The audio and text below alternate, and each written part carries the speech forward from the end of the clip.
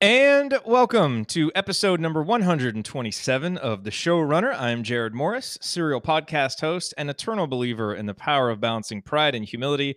And here with me, as always, is my co-host, Johnny Nastor, music lover, amateur basketball player, as I found out recently, and host of the world-renowned Hack the Entrepreneur.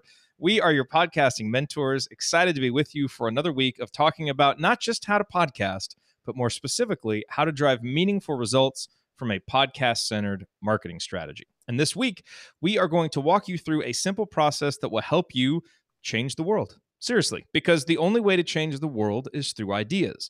But it will never happen with subpar, underdeveloped ideas or without knowing how to give your ideas a real opportunity to spread. Now, Johnny and I certainly don't know all the secrets to how ideas spread, but we do understand how to help you give your best ideas a chance. And we're going to talk about it this week. So settle in, turn the volume up, and come along on this week's path toward becoming a better showrunner. First, let's welcome in Johnny by hitting up the random question generator so that we can learn a little bit more about him. Johnny, here is this week's question. Very appropriate, I think, given that you and I both just celebrated birthdays. At what age would you consider someone to be old? 78. 78. Are you just pulling that number out of the air? Is that where I'm supposed to? I have never thought of this before. No, Jared. Well, okay, here's the other reason why I thought this was appropriate. I thought about it today because I saw on Facebook a friend of mine that I went to high school with posted a picture of his son in class, and the teacher is a guy that we went to high school with. Whoa. And that kind of made me feel a little bit old. This guy I played basketball with, he was actually a year younger than me, and he was teaching the class. So I was like, wow, all right. I don't know if we're old necessarily, but we're kind of moving up. We're moving up the ladder now, So right. And I don't consider myself old. I don't know if I ever will. And so it's got to be significantly in front of me still that I consider old. Okay. So 78. There if we you go. would have asked me when I was 15, I would have said 30. Yeah, it's true. It's true. Ask me when I'm 30, I'm not going to say 30. Besides, it's just kind of a state of mind anyway, right? Yeah. And when you wake up and you're fortunate enough to do what you're passionate about and you have a great family and you're having fun, I think that helps to keep you young. So right. That's good.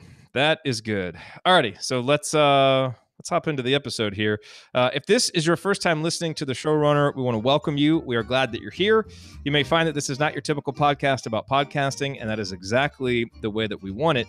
If you have been with us before, welcome back. We appreciate you being with us again, and we hope to be better today than we were the last time.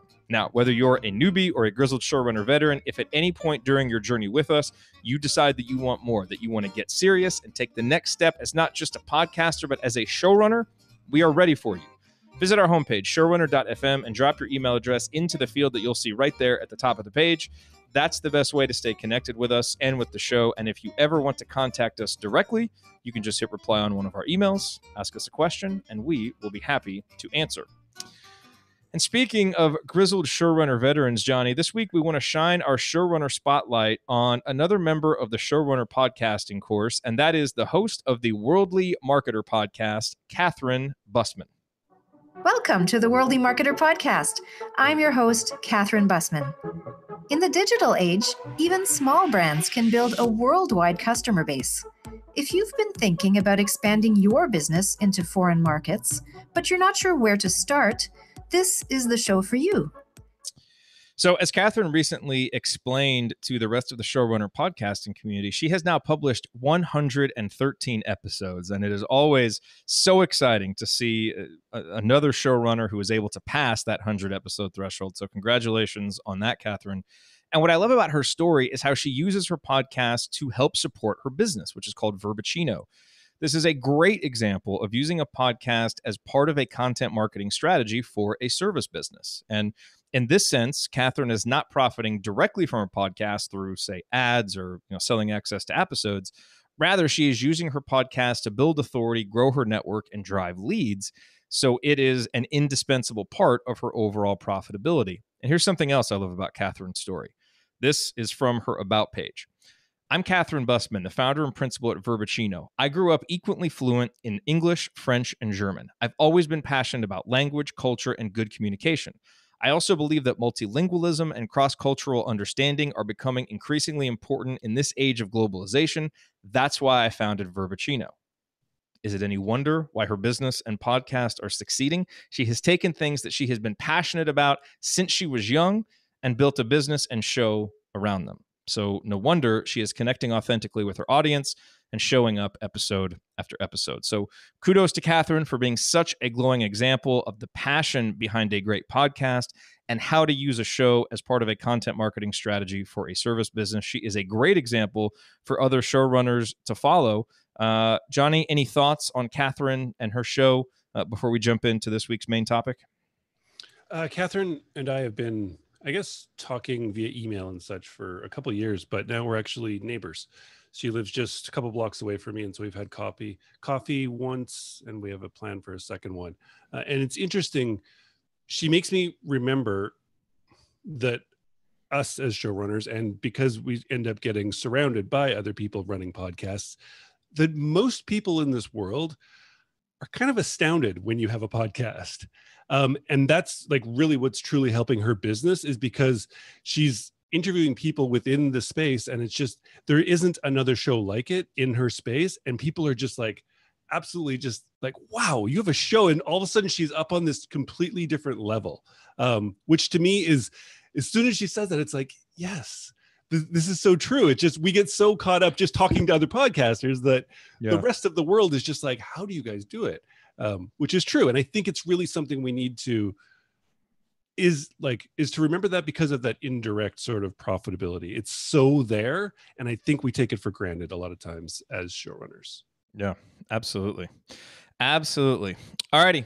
Let's hop into this week's main topic, Johnny. And I want to begin this week's main topic by reading an excerpt from one of my favorite children's books. And this is a children's book called What Do You Do with an Idea? And it was written by Kobe Yamada. And so here is the excerpt from the book. Then one day, something happened. My idea changed right before my very eyes. It spread its wings, took flight, and burst into the sky. I don't know how to describe it, but it went from being here to being everywhere. It wasn't just a part of me anymore. It was now a part of everything. And then I realized what you do with an idea. You change the world. It's the end of the excerpt from the book. That is how the book ends. Now, my daughter and I aren't quite there yet to reading this book in our reading journey, but she is 2 now. And so she's starting to get into more advanced books. And so it's close. And I can't wait. Like, this is just one of those books that I bought a long time ago and I've held on to and can't wait to read with her, because I love the message of this book and the others by Yamada. He's written some just outstanding books.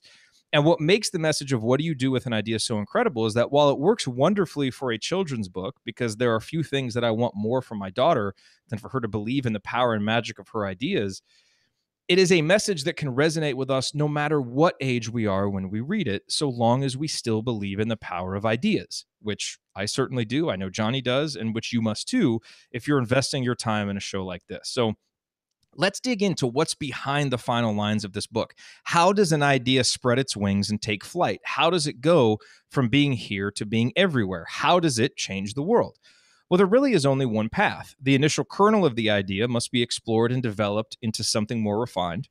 Then that refined idea must be something that shines light on a general truth or that solves a problem shared by many. And then this idea must reach as much of the audience who benefits from it or who will be affected by it as humanly possible, which can only happen when the idea goes from being published to being repurposed and widely distributed.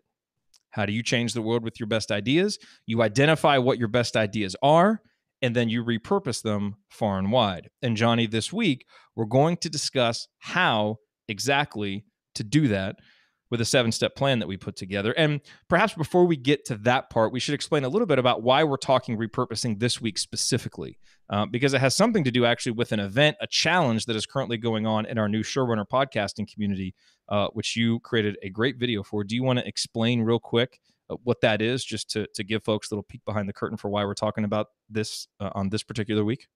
Yeah, for sure. So in the podcasting community, the Showrunner community we started, Jared put out just a request for ideas on setting up some sort of accountability group or groups or posts or some way we could hold each other accountable to becoming better showrunners week in and week out. And we got some amazing feedback, and we came up with the simplest, most actionable way to do that right away, which is weekly challenges. And a weekly challenge will be based around the different topics we cover within the community. And one of those will be just on a Monday morning, we'll put out a post or a video just calling people to action on this challenge, to do this one thing throughout the week. On Wednesday, we follow up, and on Friday, we completely follow up and see who finished it and see who didn't. And we had to start somewhere. And repurposing is, to me, one of the most powerful things, like one of the most powerful tools, I would say, in my toolbox as a content creator. And it took me years actually to appreciate that fact and learn the fact how sort of needed it is. I don't know why. I just always was of the mindset that I was always sitting down with a blank page in front of me to create the next thing and the next thing and the next thing and the next thing. And as we all know, that is super, super, super hard. So I think that it's something that not enough showrunners do enough of, to really scale their ideas and be able to push them into new, I guess, in front of new audiences and the way those audiences want to consume it. And so it just naturally came. I was like, that's it. The first challenge is repurposing. So I called that to action. And right now, actually, I think you can still join the community absolutely for free if you're not in it yet. But that's what this is all about. And that's showrunner.fm/community is the link that will redirect people there. And eventually that will be a paid community, but you're right. At least as of Wednesday, it's still open, probably will be for at least another day or two. So if you want to join us in the community, we would love to have you there. And Johnny, it's also worth mentioning that we discussed repurposing actually not too long ago here on the Showrunner in episode 97. And in that episode, we laid out a 3-step process for doing more with your best ideas. Develop the idea, repurpose the idea, distribute the content. And then, we had some sub bullets under that. And that episode was actually based on a blog post I wrote for Copyblogger. So in kind of a meta sense, that episode on repurposing was itself repurposed. And it's something that we've tried to do more of, here on the show and in the course and in the community and just throughout, kind of our content universe. And so if you're interested in this topic of repurposing, that episode 97, is absolutely a must listen. And it'll be a really good companion piece for this episode. And you'll probably notice that some of the ideas from that episode will be repurposed here this week, but we're also going to expand on those ideas and provide some new angles, because this isn't just an episode on repurposing, but it's an episode on actually how to arrive at your best ideas in the first place. So let's start going over this process, John. And again, it's kind of the 7-step plan that we have for changing the world with your ideas. And when we talk about ideas, the very first element in ideas is simply capturing your ideas. And this shouldn't be a very difficult one to explain. Whether you use Evernote, whether you have Trello, whether you have a notebook, whatever you do, it's important to have some way of capturing your ideas. And more than that, more than just finding a way that works for you, because what works for me or what works for Johnny may not work for you, is being disciplined. And I will say, this is one of the things that I actually struggle with. I have ideas all day long, and some of them are great ideas, like when I'm walking or, doing the dishes or whatever it is, but I am not always disciplined at writing them down. And I end up, kind of feeling some regret or forgetting an idea or being like, oh man, I had this perfect idea for this thing and I forgot it. And so it's one thing, and I've probably talked about this on the show before, like I need to get more disciplined with this, because, you want to derail a repurposing strategy from the beginning. Don't give yourself enough good ideas to choose from. And if you want to derail that, don't capture all of your ideas, because that stops you at step 1 and doesn't even allow you to get further. So while it seems obvious, I think it's really important to state this right off the bat. When it comes to repurposing and changing the world with your ideas, you've got to capture your ideas in the first place. Have a place to put them down without judgment, because the next step is going to be where we actually judge those ideas. Absolutely. I use Trello, and again, the tool doesn't matter, but I also use this thing, which is just full of chicken scratch writing of me. You just need a place to put these things down. The other thing is that there's an argument made, which I agree with. I don't know if scientifically, but that it's sort of like a muscle, the idea muscle. And the more you do it, the more you write them down, the more you will come up with ideas. So if you're struggling with it, even, it's a great exercise to get into and habit, and you will just start producing ideas all the time.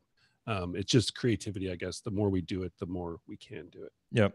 And just don't trust your memory, because our memories will fail us. we don't often remember even some of the best ideas we have. So make sure you capture them. So that's step number one. Really simple. We're going to talk next about how to have a process for filtering out the bad ideas, but that's something that you need to be really careful with. And so let's get to that in just a second. But Johnny, before we get there, we need to talk about Hover, because we're at that point in the show, and we are both really excited about having Hover as a sponsor here on the Showrunner, and for all the reasons that we've been talking about, right? The clean checkout process that they have, the 400 plus domain name extensions that they have. Well, we've also told you about the world-class customer support, and let me illustrate that with a little example, because I had firsthand experience with Hover support. It was last week, actually. I had this new idea for something I wanted to do with the assembly call, and as I want to do, I hopped in to buy a domain real fast. And so I bought this domain, who'syourheadlines.com, because I was going to do this daily show, go over headlines. And it was about 2 days later that I realized, wait a minute, that's actually not how I want to approach this. I want to name it something different, do it from a different angle. So the domain, who'syourheadlines.com, wouldn't have done anything for me. But I figured, okay, well, I'm stuck with it for at least a year. But I emailed Hover. They said they actually have a 4-day grace period where you can cancel a domain purchase, which I had no idea about. And they actually took care of the entire thing for me. Went into my account, canceled the whole thing. I didn't have to do anything. It was one of the cleanest, easiest customer support processes ever. And it was just nice. If you're like me and sometimes you like to capture your ideas by buying a domain name for them, because sometimes that's what I do. Well, now you've actually got a little grace period here with Hover. So I found that really, really helpful, Johnny. That's hilarious. I wouldn't even have thought of that as a way to write down ideas or track your ideas. But I was on my mastermind call last week, and during it, 2 domain names came up, and I bought one like right there on Hover on my phone. But I kept it because I'm happy with it. I don't know if I'm going to use it, but it's like, I will forget this. And the fact that domain names are hard to come by, like good domain names. So it was there, and I was like, I want this. So it's nice to know that if you had buyer's remorse, you could have gotten out of it. So anyway, go to Hover right now. If you go to hover.com/showrunner and get started today, you will get 10% off of your first purchase. So remember, no upsells, a clean and easy user interface, and best-in-class customer support. And you help the Showrunner out too. So get 10% off your first purchase today at hover.com/showrunner. Wow, that was like a 2-minute and 15-second little ad break there, but it went fast, I thought. It went fast. All right, so we're going through the 7-step plan for changing the world with your best ideas. Idea number one, or step number one, was capturing your ideas. But you've got to do more than just capture them, Johnny, because if you just write all these ideas in your little notebook or put them on Trello, but then you don't do anything with it, those ideas just kind of stay there. So you also have to be disciplined in going back and reviewing these ideas and filtering out the bad ones, and choosing the ones that are really worth pursuing. But I think you've got to be careful with this. So you definitely need to revisit the ideas, and you want to have some process for filtering. So whether that's, sharing the idea with someone that you trust, or kind of going through them in your own mind. And if you've been if you've been creating content for an audience for 4 or 5 years or longer, maybe you've honed pretty good instincts for what ideas are going to work. Just have a process for filtering out the ones that clearly aren't going to go forward to the ones that, I need more feedback on these. It doesn't necessarily mean that you think this is going to be a world-changing idea. It just means, okay, this is an idea that deserves to be turned into a piece of content to kind of open the feedback loop. Do you have a process for, once you've jotted these ideas down, for actually going through and filtering which ones now become pieces of content? If it's ideas for a small piece of content, I'd almost rather just create it than spend the same amount of time wondering if I should create it. I wouldn't create like a massive piece of content around it necessarily, but start off small. Like, you can even put things out into social media, either on Twitter or something, in small bits, and see if it resonates with anyone in any way. And that can then inspire you to grow the idea or also turn it into something bigger. So I like to have again, when it's time to sit down and write that, you don't have a blank page, you have this list of things, and you can kind of fit in like, okay, actually this one fits in the best right now with what I'm trying to achieve, and then go forward with that one. So if it's for just an idea and it's not going to take too long to create, Jared, I would say just go for it. If you were inspired enough to write it down or put it into your Evernote, if it's not going to take you 2 weeks to create, I would just go for it. Yeah, and I think, and that's part of this, is not just filtering out what's good and worth pursuing further and what's just worth ditching, but also filtering in terms of, okay, what is this idea? Like, what's the next step for this idea? So is this kind of a small idea that I need to now test on social media, or that I need to turn into a blog post? Or is this idea a potential content pillar? Like, is your idea, okay, I've written a whole bunch of content about affiliate marketing, and now I want to do this definitive guide on affiliate marketing, right? Which you did at Hack the Entrepreneur. So how did that idea formulate for you? It's SEO, and it's like a 6-month content strategy and plan mapped out. And that was the second article, the second like pillar article that I want in this series. So it's stuff that I write about. It's stuff that people I want to bring into my audience are interested in, and it's SEO'd heavily.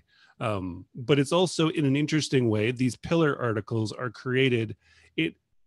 They're created in a way that I can write about sections of them in different places, and it ties back to that article.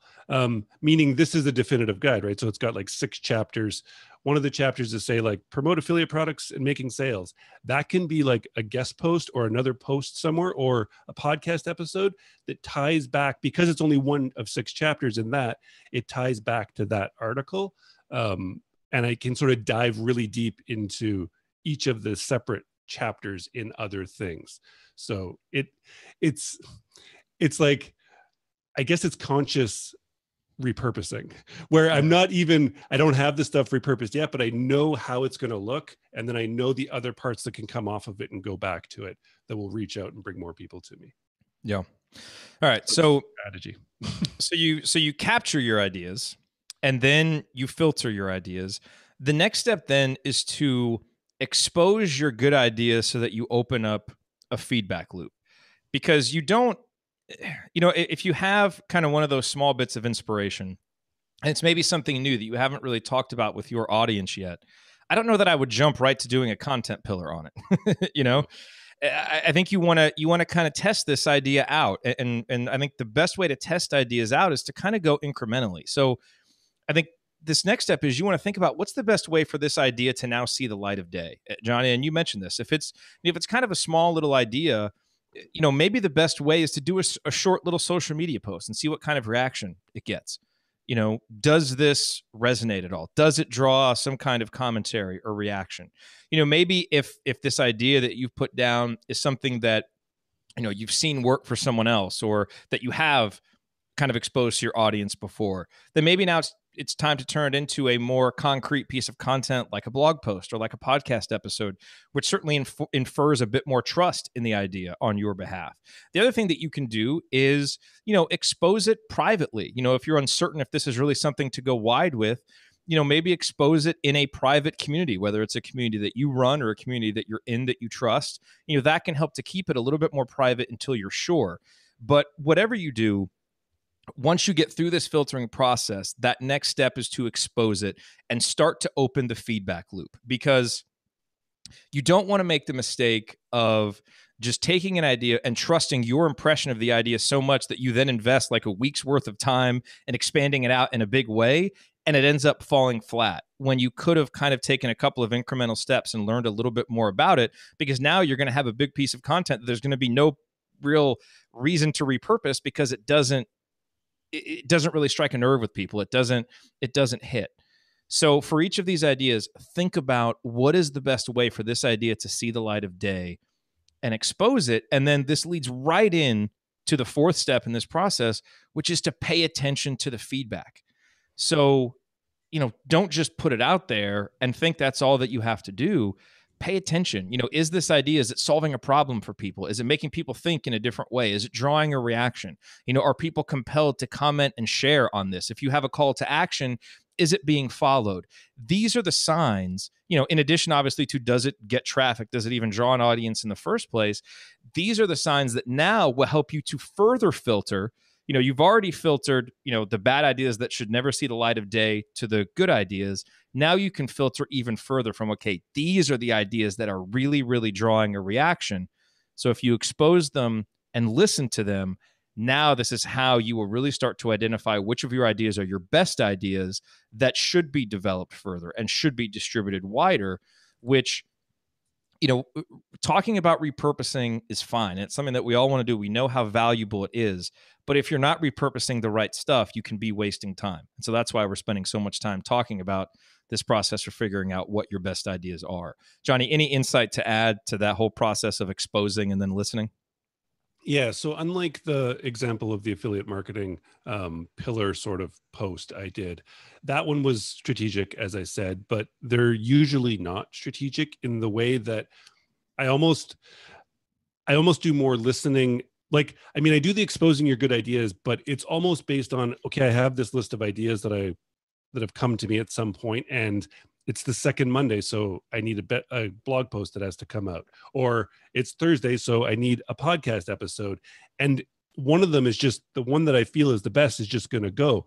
Yep. But then I spend most, like, that's just, to me, I just have to do it, right? I can't choose if a blog post goes out or if a podcast goes out. They have to go out on schedules. So that's why having a regular content schedule is so important. And then it kind of forces your hand on it. But then I focus on the listening. This is to me where repurposing became powerful for me, was when something resonates with your audience. That's the stuff that should be just like spread in, and to me should be expanded upon, which is our next thing. But it's, to me, that's what you should be looking at. And you can do this in simple ways without even having thought about it in advance, is go into your Google Analytics and look at your top 10 pages on your site. Like, ignore your homepage and contact page and see, is there podcast episodes? Is there blog posts that have been got by far the most traffic? Think about how you can repurpose those into other places, or even make that piece of content that much better. You can do the same thing with your podcast hosting. Go in and look at what the most popular episodes have been. Like, just pay attention to, how did you name the titles? What is the content? Is there some sort of theme? And then expand out on those, because the numbers typically don't lie, right? The marketing and this sort of aspect of it is just data. It's nothing else in that sense. And that's all the listening really is, I mean, you can call it listening, but I call it just dive into your analytics. It's there. The information and the data is there. Your audience has already told you what really, really is resonating with them. They just want more of that from you, and more in depth and an expanded version of that. Your job is to just give them more of that. Yeah, listening, observing, analyzing, whatever verb you want to use. Exactly. Yeah, I mean, the idea remains the same. It's like, and we've talked about this before, like with positioning, right? We started talking a lot more about positioning. We developed a course on positioning. When we created the community, one of the topics, one of the main topics for the community is positioning. Why?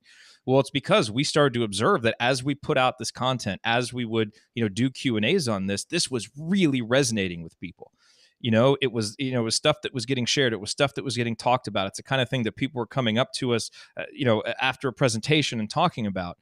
And so that's the kind of stuff where like, wow, this is really striking a chord with people. I need to expand these ideas further. And I need to put these ideas, if I did this on a podcast and it had this kind of reaction, what if I did a course? What if this became a presentation? What if we did videos on this?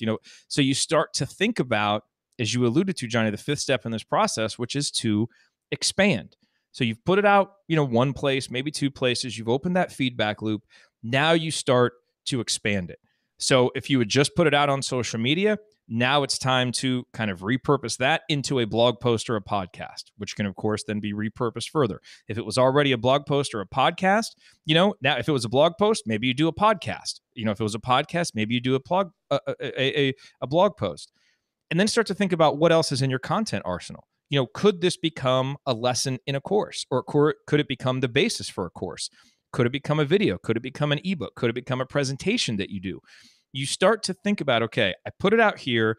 It did really well for this audience. Now, where else is my target audience congregating and seeking content? And how can I repurpose this great idea that did well here in this new place and reach more people? And you start to see how now you're kind of filtering through your best ideas are winning out. You're figuring out which those are, and you're spreading those further. You're spreading them wider. And so, that's really, it's one of the challenges to take away from this episode is I think everybody who's gotten to the point, being here with us for episode 127 and listening to this, you're probably pretty good at kind of filtering through your ideas, and you're pretty good at getting content out there and doing this observation process. But now the challenge is, how do you find more people in your target audience who need to experience your best ideas? And that's about challenging yourself to expand where you're publishing, to expand where you're distributing. And as you mentioned, Johnny, it's not about, doing something new in all of these places. It's about taking your best ideas and doing them in all of these new places. So where else can you go that your target audience is, that you can put these ideas out in a little bit of a different piece of content and distribute them even further? So two things I want to just sort of expand on. This expose, listen, expand. This is hyper subjective. Meaning we're not talking about, like, I'm not talking about look for quote unquote viral content. Like the content that is standing out to your audience and your size of audience is completely 100% relative to you and not to me. If it takes 1,000 views for something to stand out to me, it might take 50 for you. And that's 100% fine. And it will grow as you grow this base. But don't just be like, well, nothing's gone viral, so none of it's worth repurposing. That's absolutely not true. This is completely subjective. And then also be really conscious of I guess, like, how do I want to say this? Like, be conscious of the platform that you are repurposing to, meaning a blog post repurposed directly over to Facebook will just not do very well. It's not how people consume content for the most part on Facebook. If you were putting it to Snapchat, you absolutely just cannot post. Like, you can, but it's going to be a waste of your time and nobody's going to be interested in it. But you could take out, say, like the headlines and the subheadlines and make a quick little animation video on the multitude of free softwares out there to do that sort of thing and publish that to Facebook with a link to your article. That might do really well. So you have to really think about where it is. And it's not just about like, okay, well, if I just copy and paste this article that did well on this place and this place and this place, that's not repurposing. I mean, in the most basic sense, I guess that's syndication. But yeah, well, what you're highlighting is the difference between republishing and repurposing. Right. There is a difference between the two. Like, so for example, I was telling you about that idea I had for HoosierHeadlines.com. So that the idea it turned into was called Banner Morning. And so I've started doing for the Assembly Call as a little test, this little morning news podcast. It's like a 3-minute thing, and I run down the headlines from the day. And so I take my script, I have my script that I read, and I read that for the podcast. And then I take basically an edited version of that and post it in the community and on our blog. Now, it's not straight republished because there are parts in the intro and the outro that don't make any sense for a blog post that's going to be read. Like, it's something that needs to be heard. And so just straight republishing that wouldn't be a smart thing to do. So you edit it. As you alluded to, you respect the place where you're going to publish, and you repurpose in a way that is organic and natural for that new channel, not just republish. It's very, very important, because you could have, if you present an idea in one place that was meant to be packaged in another place, now the idea might fall flat because you're not packaging it in the way that people need to see it on this new medium. So it's a great point, and one that we absolutely need to keep in mind. So those are the first 5 steps. All right, capture, filter, expose, listen, and expand. But there are 2 more steps, because this isn't something to just do once. And it is something that the first few times that you do it, it might feel a little bit unnatural. It might even feel a little bit uncomfortable. You may not really be sure what you're doing. And that is totally fine. That's how it was for all of us when we first did this. That's why the next part of this process is to systematize, repurposing shouldn't just be something that you do as a one-off thing, or where you're like, oh man, this is a great idea. Okay, let me go repurpose it. This should be something that becomes a natural part of your workflow and your planning flow and just your strategic thinking. So you want to establish a process for repurposing your best ideas. So you want to do these steps 1 through 5 enough times that you get good at them. And you want to add efficiencies to the process. And you want to build trust into that process. And you want to hone your instincts so that you get much better at understanding, being able to kind of quickly analyze and observe and understand which ideas, once you've exposed them and you've paid attention to the feedback, which ideas are the ones. And now in a much more quick and efficient way how to take this idea and repackage it for the new medium. So you want to systematize this as much as possible, because that will help you become efficient at it. And the more efficient that you are at doing this, the better that you will be at getting your best ideas into as many different places as they need to be. And then to go along with this, is step number 7 is to explore new channels for distribution and repurposing. So once you get a good system going, and now, okay, you've added a new place that you typically repurpose your content. Okay, well, what's the next place, right? And what new types of content can you offer, and what new places can you offer them? So you start to expand your comfort zone a little bit. So, it's like, Johnny, for us, the new community has become a great place for us to both test new ideas and to repurpose the best ones. This is a new channel for us that's really going to be helpful. And the more places that you can go and distribute your best ideas, the more widely you will be able to spread them. So you work on these steps 1 through 5, you get good at them, then you systematize them, and you focus on expanding your comfort zone so that as soon as you get really good and really efficient at repurposing in one way, now you try to add something new to the mix, and it just gives you kind of one more tentacle with which you can reach out with those best ideas to impact more of your target audience members. I love it. I love it. I feel like we should systematization and processes, because we've talked about it a few times on the show, and it's so important us as content creators and showrunners. And I've seen it mentioned a couple times already in the community, people wanting to work on their processes. We should probably add it as one of the categories, because I think it would be interesting if we start as a community sharing sort of processes we've created and things that are working, and we could help each other either make them more efficient or just be able to use each other's. It's pretty cool. That's true. I mean, such a valuable thing. Well, it is, and it's easy to take for granted. And it's easy to just that word, the word systematize is boring, it's not that exciting. But when you can learn from someone else a way to shave 5 minutes off of what you're doing or to do it better, man, I mean, it adds a lot of impact. So I think that's a really good point. So I wanted to add one more thing here at the end, because when we talked about content pillars and we talk about repurposing and best ideas, and what I don't want to do, I guess, is intimidate people into thinking that every idea that you're going to repurpose has to be some big, grand, life-altering idea, okay? Because when we talk about, changing worlds, sometimes that can be taken maybe in a way that it doesn't need to be. But I want to give an example that happened just today. And it was funny because I was in the middle of putting these notes together, and I went and checked my email, and this happened, and I was like this is what I'm talking about. This is repurposing. And this is how an idea can change, a few worlds, which, as you mentioned, Johnny, it's all subjective.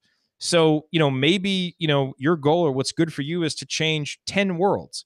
We're not necessarily saying that, you have to do, you don't have to create the next Facebook, right? To change the world. So I got this email. This was for the assembly call from this guy named Irv. And so he sends me this note. It says, Comcast has dropped the Big Ten channel on the West Coast. Is there any other way of watching IU basketball games? I live in California. Thanks much for the response. And I've gotten this from a few other people. So these cable providers are dropping the Big Ten network where Indiana games can be watched out of market. And I don't use cable, so I'd kind of already figured out a solution for this last year, because with Hulu Live, they have the Big Ten network. And so their new live streaming service, you could watch it on there. And so, so I emailed him back and let him know about this. And as soon as I did that, I was like, you know what? Okay, I just emailed him back. Think about how many more people in our audience need to know about this. So that was kind of like that moment where the idea hit that, hey, this would be a good idea, right? So I captured this idea that I need to take this email that I sent him and spread this a little bit further. Now, this was really easy for me to filter because I've already had people ask me this question, seen other people talking about it, and I know my audience really well. After 8 years of serving them, I know people will get use out of this. So, filtering it, I don't really need to expose it further to know that this will be useful. Exposing it, I guess, in one sense, was sending this email to Irv. So the next question is now to expand this, to take it out of just one email to one person. How many different ways can I repurpose this idea? Well, I can talk about it on our podcast, right? On our regular weekly podcast. I can add it at some point to the Banner Morning, these daily shows that we're doing. I can send an email out to our list. I can put together some scheduled social media posts to go out about this. I can post it on the blog. I can put it in the community. I can go out to some other, Indiana, like message boards and places that I know and put it out there. There are so many different places where I can take this one idea and repurpose it. And the nice thing is I already have a process for doing a lot of these things. So it will be pretty efficient to do. And then I can, again, kind of challenge myself to say, okay, now what are some other places where I could put this out? That final step of explore. So I bring this up because, is this one of my best ideas? Telling people how they can sign up for Hulu Live to watch IU basketball games? No, it's not. But getting to your point, Johnny, an idea doesn't have to be able to sell 1 million books to be a great idea. Right? Like this idea will probably help, 30 to 50 of my audience members find a solution to a really big problem that they're facing. How to watch games if their cable network dropped the Big Ten network. And it will also probably get shared and tell other people and maybe, surface and search and people are looking for it. And so this might actually help us attract new audience members, right? It'll solve an important problem for people. So I will have changed those people's worlds with this kind of simple idea for how to overcome this limitation. So that is easily good enough for me to consider a really good idea worth repurposing.